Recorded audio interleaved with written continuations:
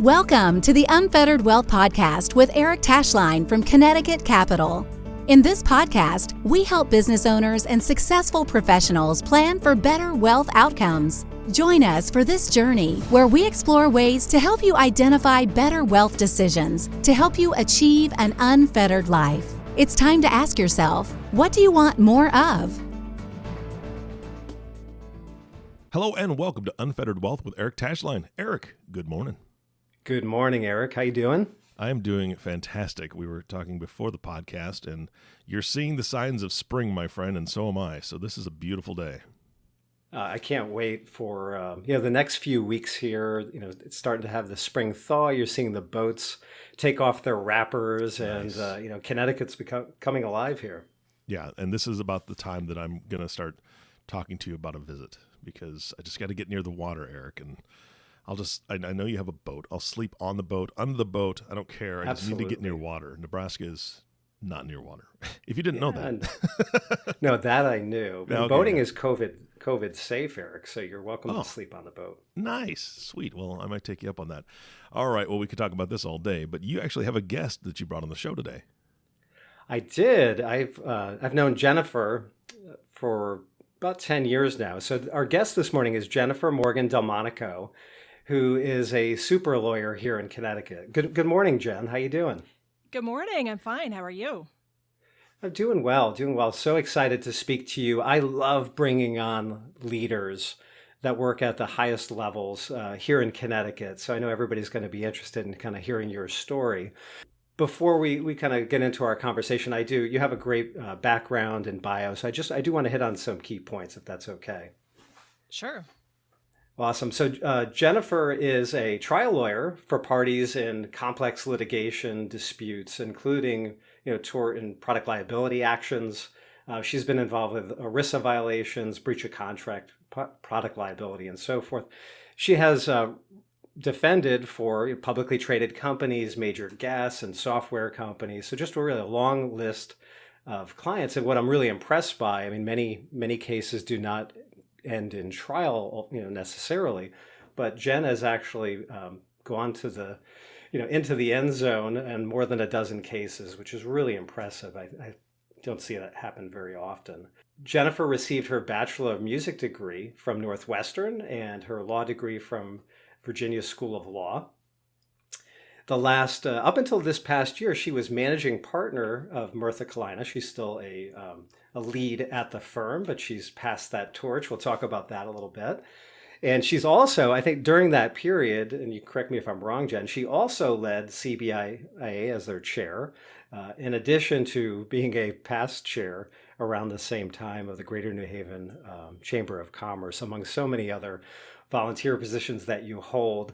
Not surprisingly, Jen was recognized among the New Haven Power 50 and the Hartford Power 50 by both New Haven and Hartford Business Journals. And I'm just really impressed with Jen. And the great thing is she's just a wonderful person. So I think that in combination with being a lawyer, I think it could be a rarity, Jen. So I hope not, but yeah, no, thank you for that very kind and generous introduction. Oh, you're so welcome. So just really curious, lots of things to talk about here. How did you choose law, especially having earned a degree in music? Yeah, well, it's certainly not the traditional path to law school, that's for sure. But I was, fully dedicated to classical music for many years and all through my college years. But I always knew that, if I chose to get off of that path and out of the performing arts, I would become a lawyer. To some extent, that's really all I knew.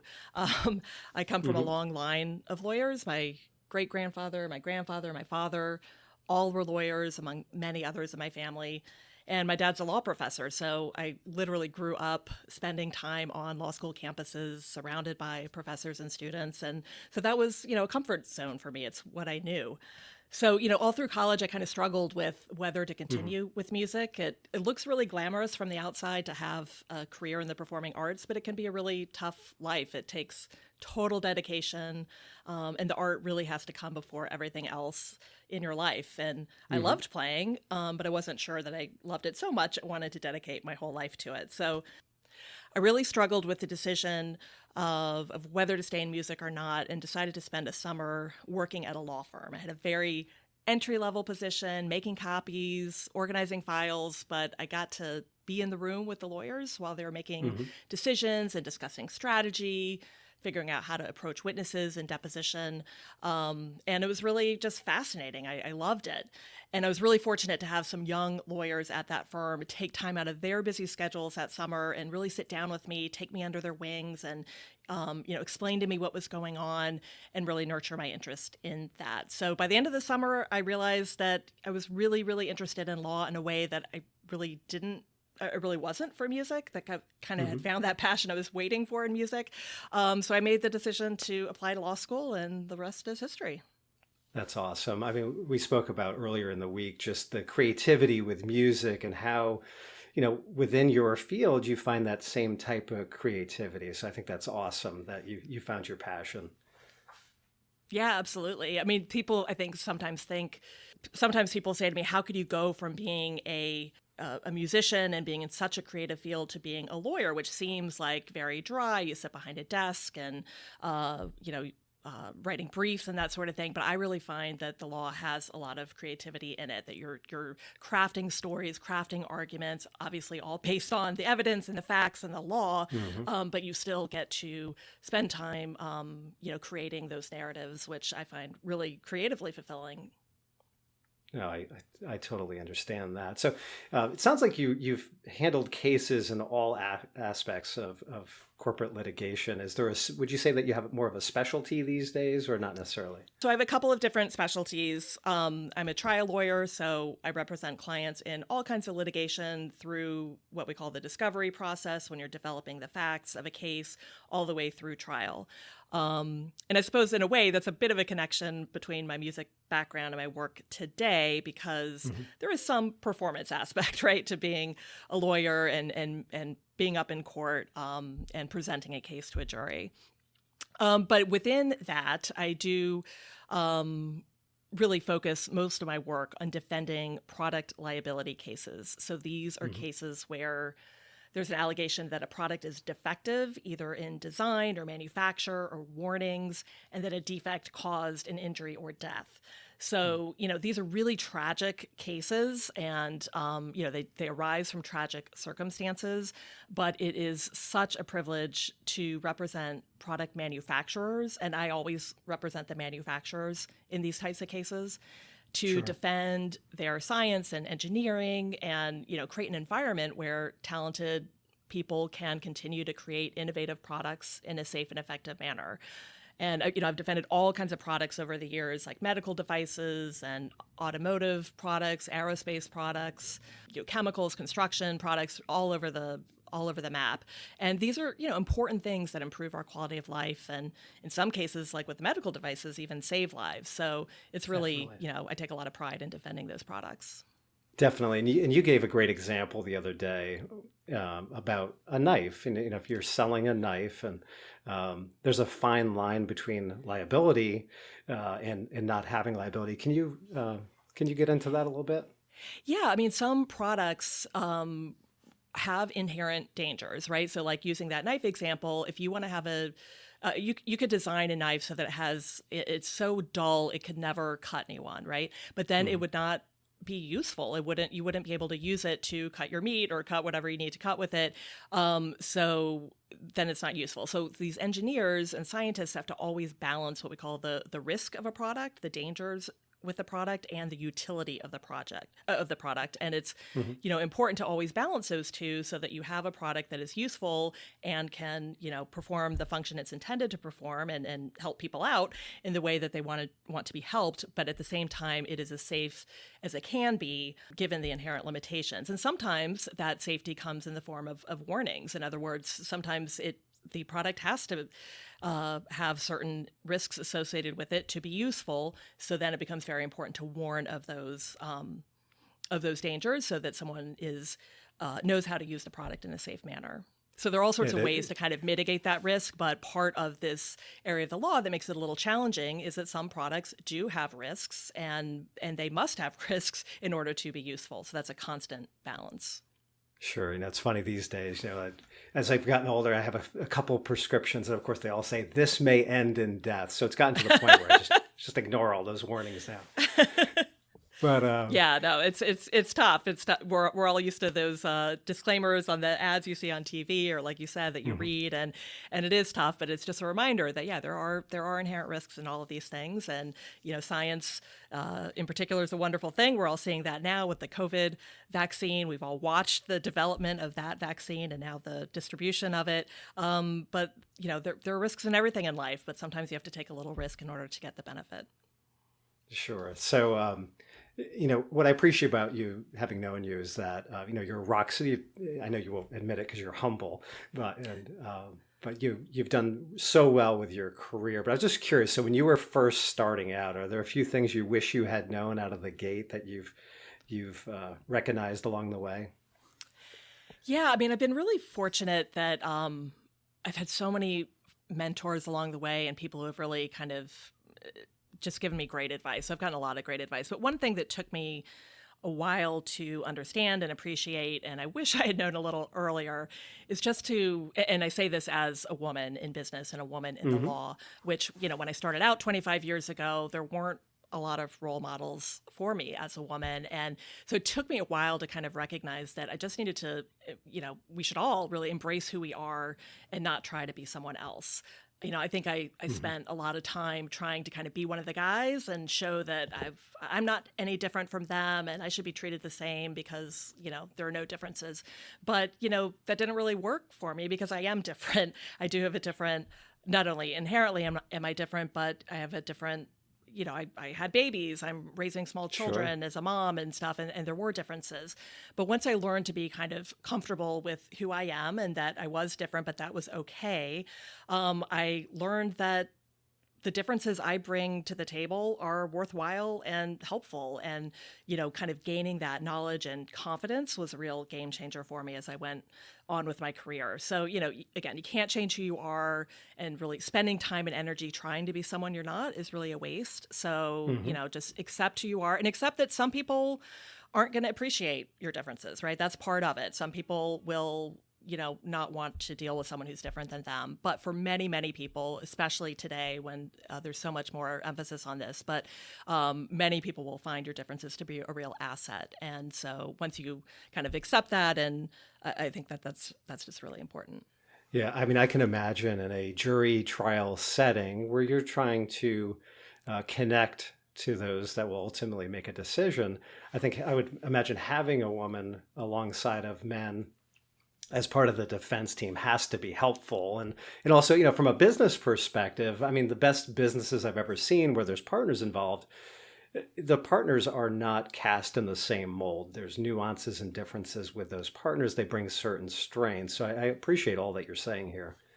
Yeah, and it goes back to what we were talking about a few minutes ago, but with the law being a creative profession, maybe more so than people realize. But part of what we're doing, like I said, is telling stories, crafting narratives, and so if everyone has the same perspective and brings that to the table, you're not going to have as good a product as if you're hearing different people's perspective. Because at the end of the day, like you say, you are presenting a case to a jury, and these are 6 to 12 people coming from all different walks of life with different life experiences, and so if you just need to take into account as many different experiences and perspectives as you can to present a case in a way that will be understandable and ultimately compelling to a diverse group of jurors.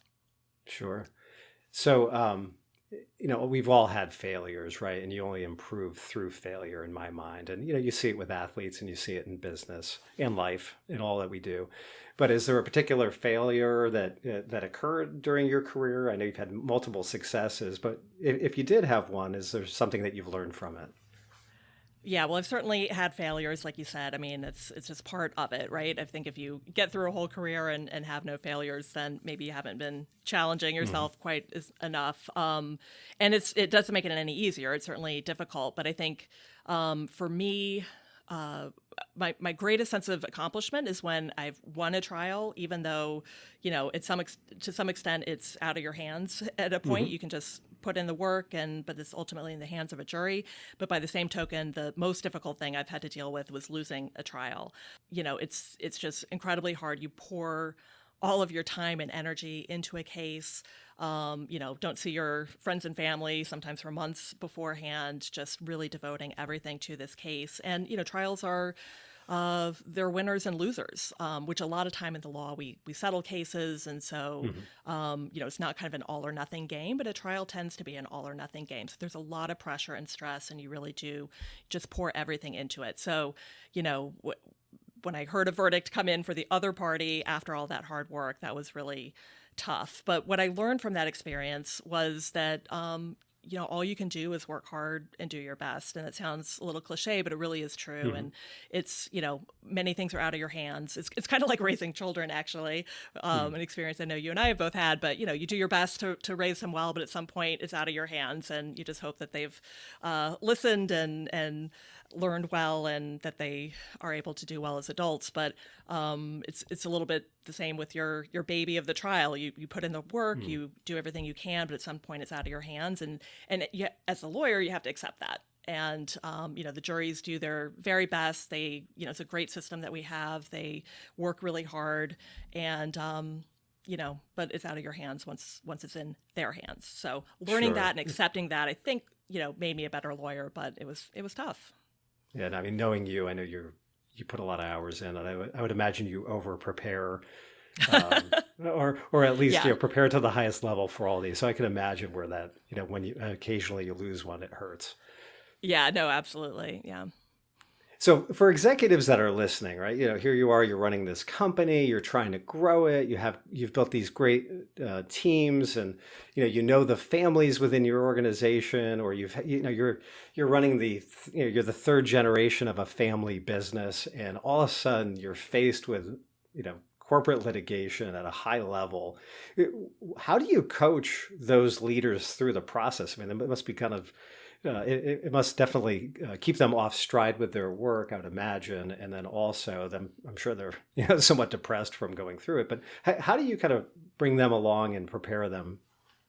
Yeah, litigation is a really tough thing. I mean, many of our clients deal with it all the time. I mean, these are large multinational companies that always have litigation. So they have, teams in-house that deal with that. So they're a little more accustomed to it. But particularly when you have what we call kind of one-off litigation. So a company that's not typically sued, and now they're faced with a lawsuit that's very, very difficult. And, obviously there are expenses associated with it, but there's also what you just alluded to, which is the time involved to take people out of their normal job functions to address the litigation, to gather the documents or help find the electronic documents that need to be supported, to work with the lawyers so that we understand what's going on and can, do our investigation. And then to, usually they are participating in depositions and perhaps ultimately a trial. So it takes a lot of time away from the business.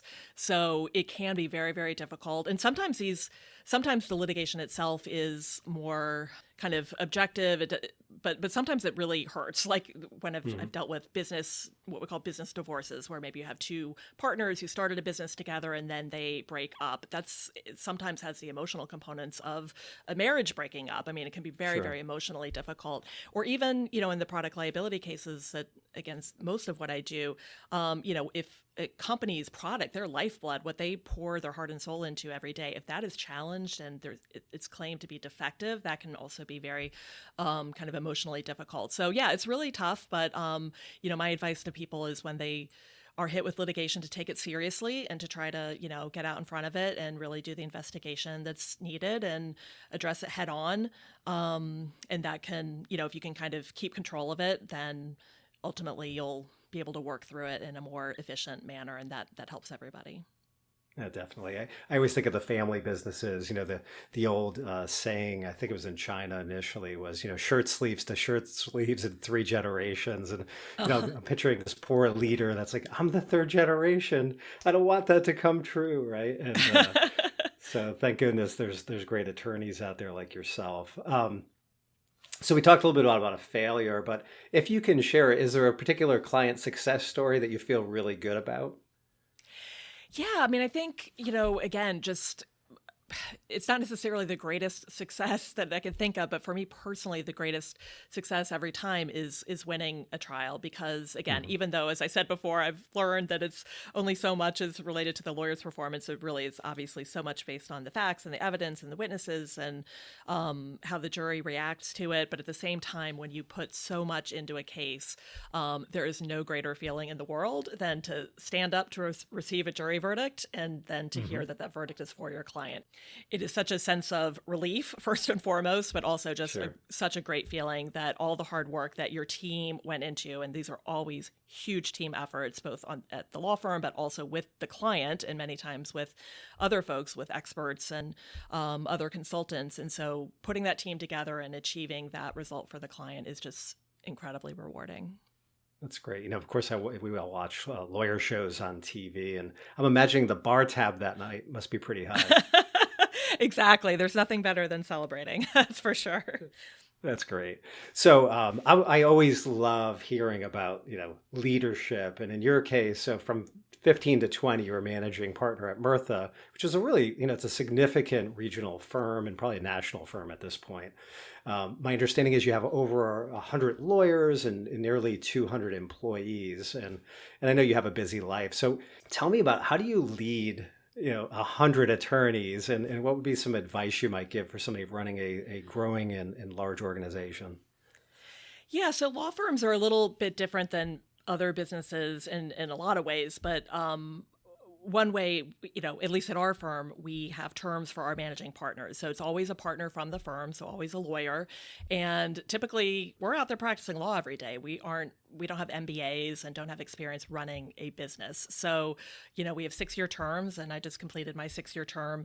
But my first and foremost, I was like, I need to figure out how to run a business. I don't really have any training for this. So I kind of stole the first year curriculum from the Yale School of Management and read all those books that a first year student would work, and went to a lot of trainings just to try to figure out kind of the basics of business. But so that was one challenge. And then the second kind of major difference, I think, between a law firm and other businesses is that we are a partnership. So in my firm, we have about 50 partners.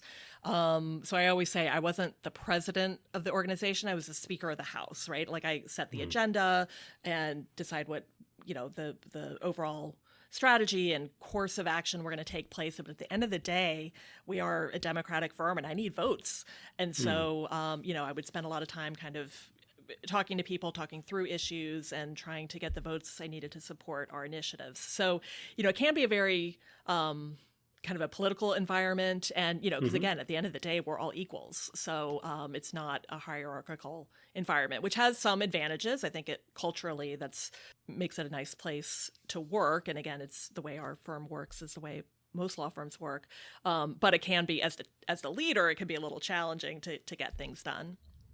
Sure. But other than that, I think, I was just going to say one of the pieces of advice I got at the very beginning, which was like incredibly important. And this is one of the things that I think lawyers are bad at, because lawyers are, we're very risk averse as a profession. And, we study everything and work through every detail and, are very careful. Every comma has to be in the right place. And Definitely. Someone said to me that, that is a challenge in leading a business. And whatever you do, just keep moving, make decisions. If you make a bad decision today, you can make a different decision tomorrow and go in a different path, but you have to keep moving and keep making decisions. And I just thought that was such great advice, particularly for a careful lawyer. And I tried my best to do that during my term.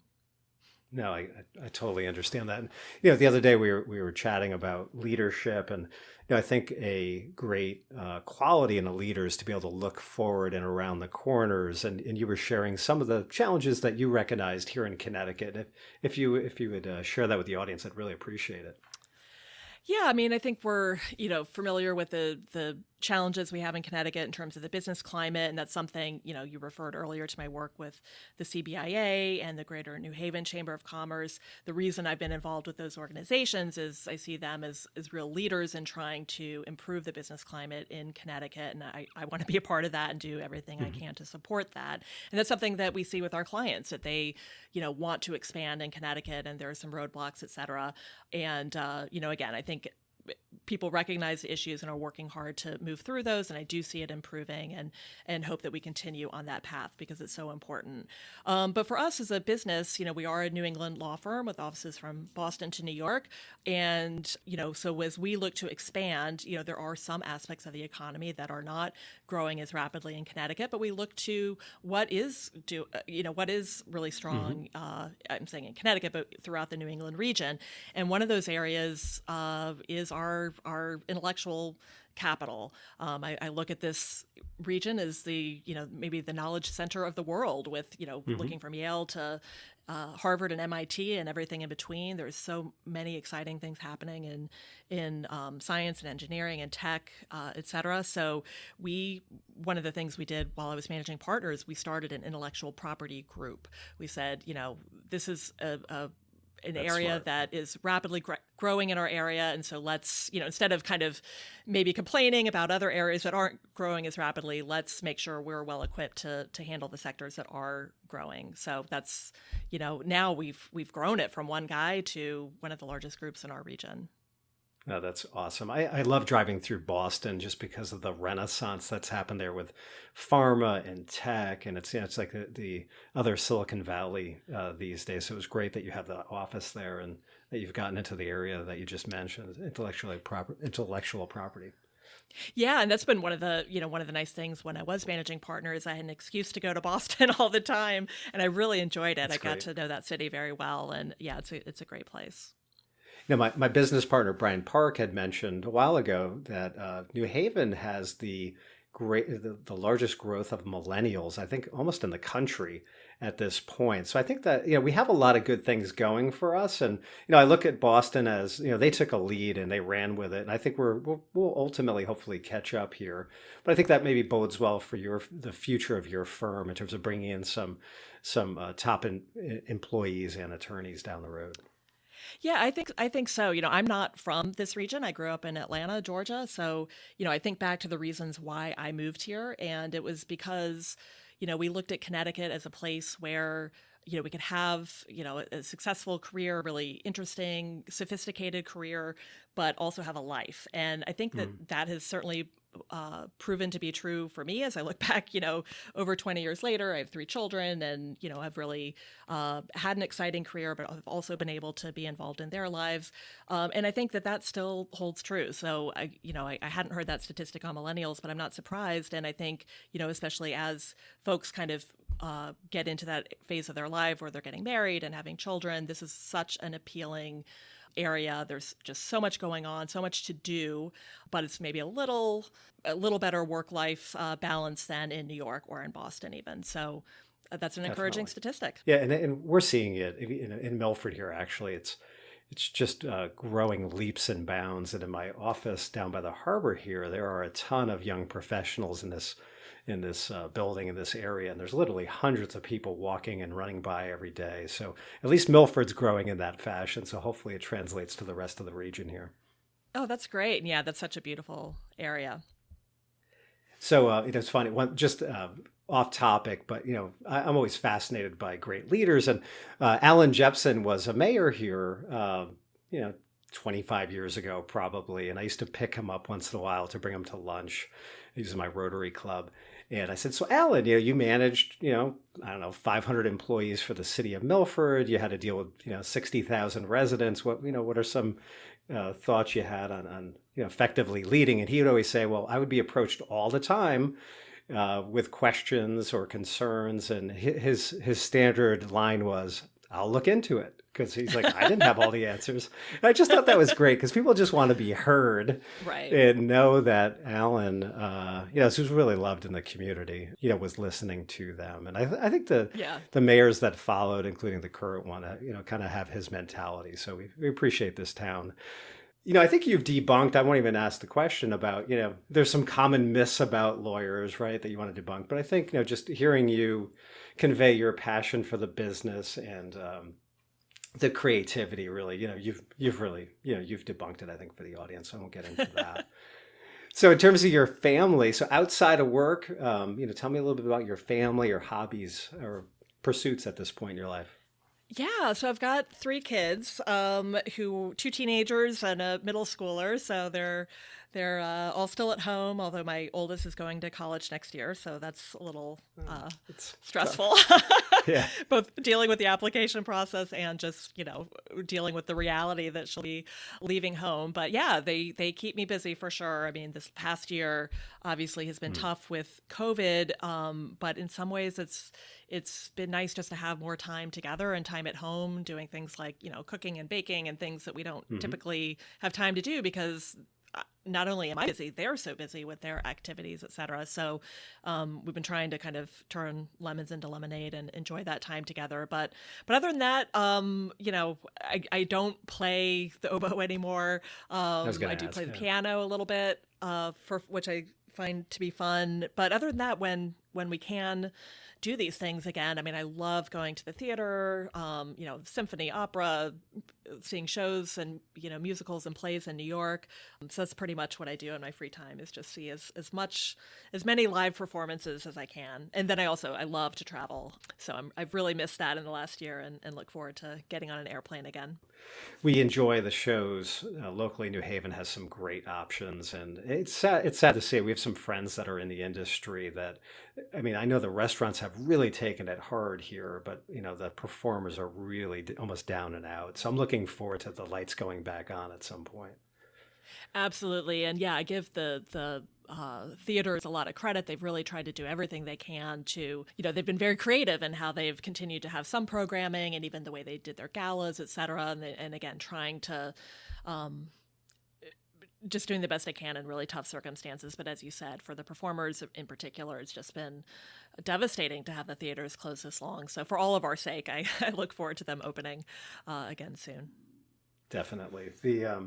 So I know you do a lot of reading and research. Are there any, so for your friends or coworkers, are there any books or products you've given away that has helped them improve their lives? Well, I have to say this might not be the most exciting answer ever, but there's a book that really helped me a tremendous amount, and I've recommended it to so many people since, and they've said the same. And it's the book Getting Things Done by David Allen. I don't know if you're familiar with that, but he has this whole method for basically just dealing with, when you have a high volume of things to do, both in your work and in personal life, et cetera. He just has this method for putting all that together and getting things done and how to manage and triage. And for me, it was really kind of a game changer for me to have that knowledge. And it's one that I reread from time to time just to make sure I'm getting as much as I can from it. So like I said, many other people have read it as well and have found it to be really helpful. Yeah, I find that, I definitely need those, tips and techniques because, there's no question today business, it's busy. And I do find, we talked a little bit about some of the things we do personally, but I find on Sunday nights, if I just kind of think about the week and set up a timeline for the next 4 or 5 days, it makes a huge difference. And I know there was a lot of helpful techniques in that book. So if there's any in particular that you use, I'd love to hear it. Yeah, I think one thing that really helped me, and again, it's going to be different for everyone, but it's just writing down everything you have to do in one place. And I say write down. It could be on a pad of paper. It could be on your computer. I use the notes function of my phone. But it doesn't matter. I think I used to have separate lists for like work or for each case or for, each kid or whatever, and just putting it all in one place because especially, in a job like mine, I can take 5 minutes to go call the phone company or set up a haircut or whatever I need to do during the day. And so just having everything in one place. So when you have, 2 minutes free, that call ended a couple minutes early, you can just get something done that you need to get done. And so it's both the concept of writing down everything you need to do. You don't want to have things in your head kind of creating tension because it's stuck up in your head and you might remember it, you might not. So write it all down, write it down in one place. And then if there's something you can get done in like a minute, just do it. Like don't even write it down, just get it done and get it off your plate. But by doing that, not only are you capturing everything in one place and so that you can be very efficient with your time, you're in control of your to-do list. I think one thing that's very common today is that we're all governed by our email inbox, right? Something's in your email inbox, you feel like you have to do it, but a lot of times it's not the most important thing in your day. So rather than kind of being, kind of being at the mercy of your inbox or people calling you or whatever in a more defensive posture, this allows you to be more offensive and for you to choose how you're going to spend your time and for you to set the priorities that are important. I think that's great. I mean, I had listened to Tim Ferriss's podcast not too long ago, and he was talking about just scheduling a time twice a day that your emails would pop up, which I haven't done yet, but I think that's brilliant, just so you're not distracted. I'm constantly hearing the dings going off. And, I'm like a bird dog, I'm like, whoa, exactly. A bird just flew by. And, exactly. So that's and it's particularly awesome. hard for someone like me. I can be easily distracted, right? Like sometimes it's more fun to check that new email than to continue on, if you're working on something that's really tough. So, again, this helps you get those distractions out of the way and keep your focus on what you need to be focused on. So I would imagine, so we were talking about free time and I know that you probably laid it all on the line during those years of being manager partner. And I know you're still fully committed to the office at this point. I know you've passed the torch on to your new managing partner. So I'd be curious, kind of what advice did you give to that individual? Yeah, I mean, frankly, so Andy Correa is our new managing partner, and he's done a fantastic job. And it makes my life easier as I transition back to the full-time practice of law, knowing that the firm is in such great hands. That's been, I've been very fortunate in that respect. But really, I gave him a lot of the same advice we've talked about here today about keep moving, make decisions, think big and creatively. Again, I think that's something, it's so easy to get bogged down in the day-to-day management of a business. And there's just always so many things to do. And again, things that are important, but a lot of things that aren't important, and trying to kind of separate the wheat from the chaff in that respect. And make sure that the important things are getting done, but also create space to dream, to think big, think creatively, so that the firm is always moving forward. And I just think that's critically important. And then the other thing, like I said before, we are a law firm, we're all partners, we're all equals, and sometimes that can create some tension because some people perceive things as being personal, et cetera. And I always tried to do this and gave Andy the advice to try to do the same, of just trying to always just do things in the best interest of the firm. It sounds so easy to do, but sometimes it can be difficult when people are putting pressure on you. But if you just keep that as your North Star, that is this in the best interest of the firm, and put the personalities and the politics and all aside, then I found that to be really, really helpful. That's great. I will steal your North Star example. I thought that was fantastic the other day we were chatting. So Jen, the tagline for the podcast is Unfettered Wealth. And I wanted to ask you, so someday when you're not working the hours that you currently are, what would having unfettered wealth mean for you at some point in your life, or soon, hopefully? Yeah, I mean, I think for me, first of all, in terms of my financial goals, I've really only ever had one financial goal, which is to pay for my kids' education. That was just always extraordinarily important. And we've been saving since, right out of law school to try to make that happen. Because I want to give them the freedom to choose the colleges that they want to go to, et cetera, and do what's best for them. So that was easy. Sure. And not easy to do, but easy to kind of set that goal. And that was really the one financial goal. But in terms of other things, so yeah, I would love to have more time. And as we said, other financial goals is to have the ability to travel. I think that's the biggest thing. I love to travel. You are somewhat restricted when you're having an active work life in where you can go and how much time you can spend. So I really look forward to the day when I can take maybe longer trips and more exotic trips. And so that would be really wonderful. My parents actually are big cruisers. They cruise all over the world. Have gone to literally just about everywhere you can go. And they've just really, really enjoyed that in their retirement. So maybe I'll do the same. Is there a particular place you hope to go someday? I'd like to revisit. I've been lucky that I've been to a lot of places. I've been to South Africa, but I was a child, and I would love to go back to South Africa and take my children there. We have family down there, and we lived in Australia actually when I was in high school. My dad's a professor, so we were on sabbatical down there. But again, that was years ago now, and I would love to go back there with my children as well. But then in terms of places I haven't been, I would love to go to Japan. I've never been there. I've obviously studied it a lot, learned a lot about it over the years, and would just love the opportunity to go one day. Yeah, and I've heard wonderful things about the Japanese culture and Tokyo and the surrounding areas. Apparently, it's just beautiful, and the people are super friendly. So it's definitely on my list as well. So thank you. I have to say, it's kind of concluding the podcast. But if somebody wanted to reach out, if there's a company leader that really needs to get in contact with you, what is the best way to reach you? Yeah, I mean, you can go to the Murtha Cullina website. You can Google Murtha Cullina. It's at murthalaw.com and look for my bio there, and that has all my contact information. That's great, Jen. And Eric, take it away. Eric and Jennifer, this has been an incredible podcast. So much great information. Jennifer, one of the things that you said just really hit home with me earlier when you were talking about you bringing something different to the team and kind of alluding to the fact that people are going to like you or they're not, right? They're going to like what you bring to the table or they're not. That is one of the hardest lessons I ever had to learn as a business owner. I've always been a people pleaser, and a very good dear friend of mine finally talked to me because I was just frustrated. And he looked at me and said, Eric, you need to understand, not everybody's going to like you. Exactly. And that just flattened me, right? I'm like, wait a second, no, that's not possible. I'm so likable. I'm so likable.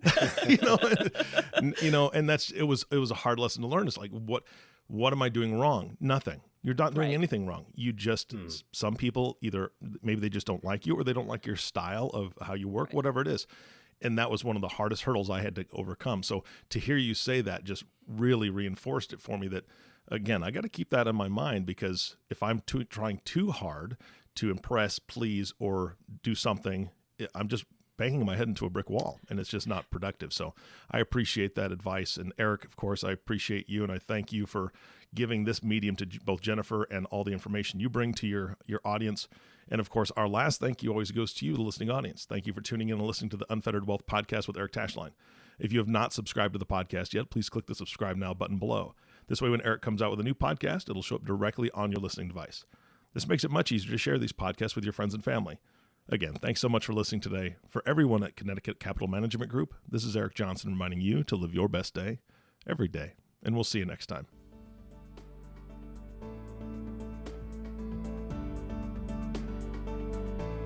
Thank you for listening to the Unfettered Wealth Podcast. Click the subscribe button below to be notified when new episodes become available. The information covered and posted represents the views and opinions of the guest and does not necessarily represent the views or opinions of Connecticut Capital. The content has been made available for informational and educational purposes only. Content should not be construed as personalized investment, legal, or tax advice. Please consult your advisor, attorney, or tax advisor in regards to your individual situation. Eric Tashlein is an investment advisory representative of Connecticut Capital Management Group, LLC, a registered investment advisor. Connecticut Capital Management Group, LLC, and Connecticut Benefits Group, LLC are not affiliated.